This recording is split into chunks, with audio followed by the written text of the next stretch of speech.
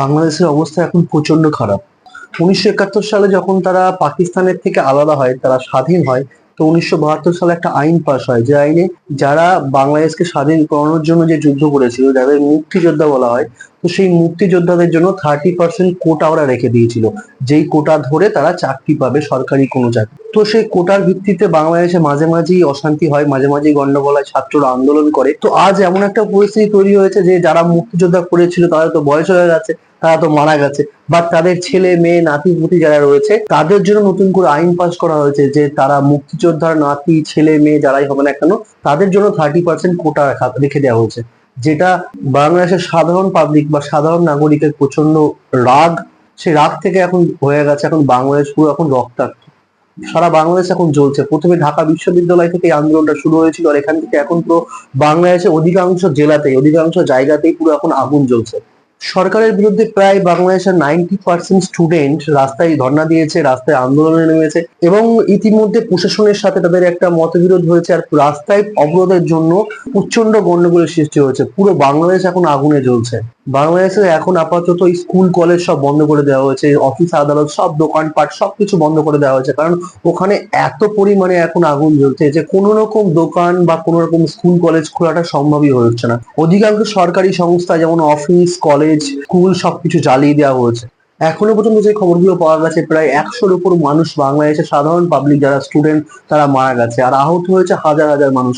হ্যাঁ, সরকারের দিক থেকে প্রশাসনের যে পুলিশ ছিল তাদেরও মধ্যে কিছু কিছু মানুষ মারা গেছে, কারণ উভয়ের মধ্যে এখন গোলাগুলি চলছে, হানাহানি চলছে, পাথর ছোড়া চলছে, বোম ছোড়া চলছে, কাঁদানি গ্যাস ছুটছে। এমনকি ওখানে এমন এমন এলাকায় এমন গন্ডগোল হয়েছে, সেখান থেকে সাধারণ মানুষ বাড়ি থেকে বেরোতে পারছে না। প্রায় অনেক দিন ধরে বাজার স্কুল কলেজ সব বন্ধ হয়ে পড়ে রয়েছে। এমন একটা পরিস্থিতি এখন তৈরি হচ্ছে যে সরকারকে প্যারামিলিটারি ফোর্স পর্যন্ত নামাতে হয়েছে ফিল্ডে, যাতে এই গন্ডগোল থামানো যেতে পারে। এই ব্যাপারটা আমাদের ইন্ডিয়াতেও রয়েছে, কিছু পার্সেন্ট কোটা রয়েছে এসটি দের জন্য, কিছু আছে এসসি দের জন্য, কিছু ওবিসির জন্য, তারপরে জেনারেলের জন্য। ইন্ডিয়াতে এই নিয়েও মাঝে মাঝে মতবিরোধ হয়, মাঝে মাঝে ছোটখাটো গন্ডগোল হয়, কিন্তু সারা দেশ জুড়ে যে এই গন্ডগোলটা, এটা ইন্ডিয়াতে হয় না। কিন্তু বাংলাদেশে আজকে এই মুহূর্তে যে গন্ডগোল চলছে, এটা নিয়ে এখন বাংলাদেশের সরকারের মাথা ব্যথার শেষ নেই। শেখ হাসিনা এই মুহূর্তেও তিনি সহানুভূতি জানাচ্ছেন যারা মারা গেছে স্টুডেন্টরা, বা যে গন্ডগোল করছে গন্ডগোল থামানোর জন্য।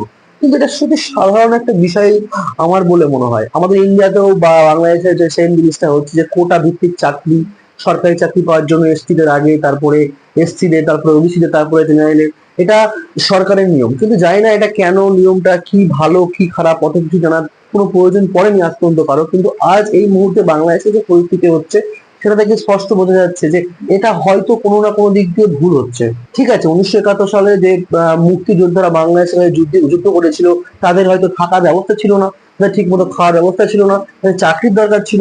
বাংলাদেশ যখন পাকিস্তানের থেকে স্বাধীন হয়, তখন মুক্তিযোদ্ধা যারা ছিল বা মুক্তিযোদ্ধার ছেলে মেয়ে যারা ছিল, তাদেরকে চাকরি দিয়েছিল, ঠিক আছে, এই পর্যন্ত ঠিক আছে। বাট এই সময় দাঁড়িয়ে মুক্তিযোদ্ধারা নিশ্চয়ই তো বেঁচে নেই, আর বেঁচে থাকলেও নিশ্চয়ই তাদের বয়স হয়েছে অনেক, তাদের ছেলে মেয়ে আছে।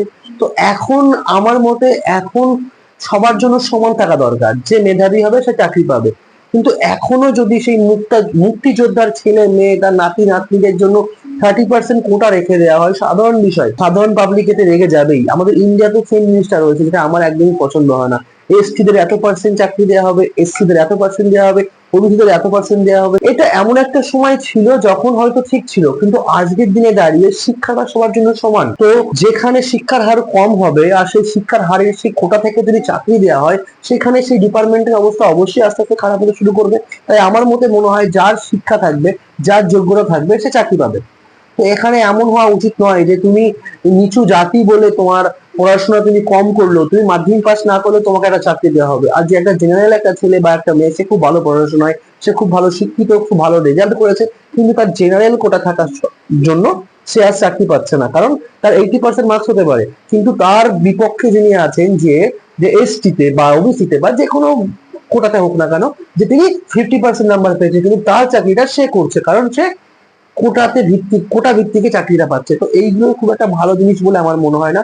বাংলাদেশের অবস্থা আজ ঠিক এই অবস্থায় এসে দাঁড়িয়েছে। বাংলাদেশকে আজ এগুলো ঠিক করার জন্য বাংলাদেশের সরকারকে এগিয়ে আসা দরকার।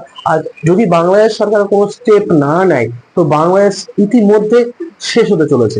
বাংলাদেশের জনগণ যেইভাবে ক্ষিপ্ত হয়ে আছে, বাংলাদেশের লাখ লাখ স্টুডেন্ট যেভাবে রাস্তায় নেমে পড়েছে, যেভাবে যুদ্ধ করছে, তাদের আন্দোলন করছে, তাদের নিজস্ব পাওয়ার বার করছে, যার জন্য তারা চাকরিটা কেন পাচ্ছে না, যেভাবে বাংলাদেশের স্টুডেন্টরা বা বাংলাদেশের সাধারণ মানুষজন যেভাবে রাস্তায় অনশনে বসছে, যেভাবে গন্ডগোল সৃষ্টি করেছে, তো বাংলাদেশের সরকার যদি ইমিডিয়েটলি কোনো স্টেপ না নেয় তো বাংলাদেশ শেষ হতে বেশি সময় নেই।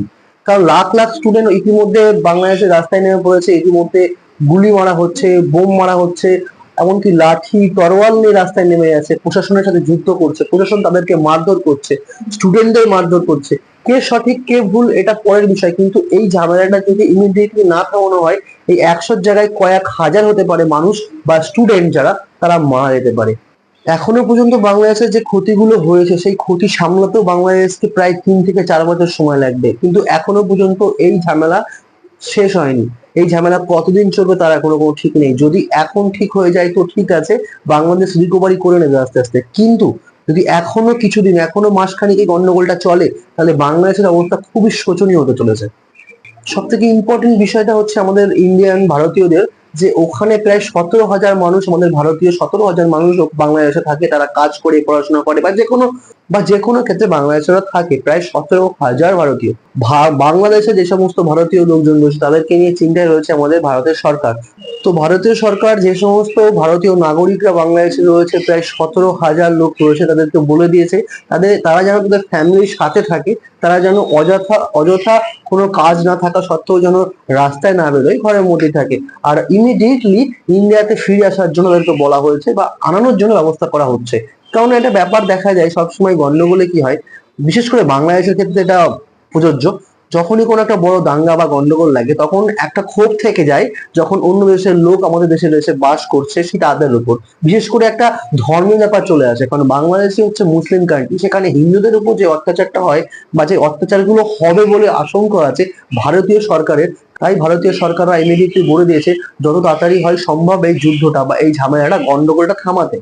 কিন্তু এখনো পর্যন্ত কোনো খবর পাওয়া যায়নি বাংলাদেশের তরফ থেকে যে ঝামেলা থেমে গেছে। কারণ ঝামেলা থামাটা তো সোজা নয়, কারণ প্রায় লাখ লাখ স্টুডেন্ট, বাংলাদেশের সমস্ত স্টুডেন্ট রাস্তায় নেমে পড়েছে। এমন না শুধুমাত্র ঢাকার স্টুডেন্টরা নেমেছে, সিলেট, চট্টগ্রাম এবং অনেক জায়গা যেখানে যেখানে আছে কলেজ, বড় বড় কলেজ স্টুডেন্টরা রয়েছে, সমস্ত জায়গার স্টুডেন্টরা রাস্তায় নেমে পড়েছে আন্দোলন করার জন্য। তো ইমিডিয়েটলি যদি গন্ডগোলটা না থামানো হয় তাহলে বাংলাদেশের পক্ষে খুবই খারাপ হতে চলেছে আগামী দিনের জন্য।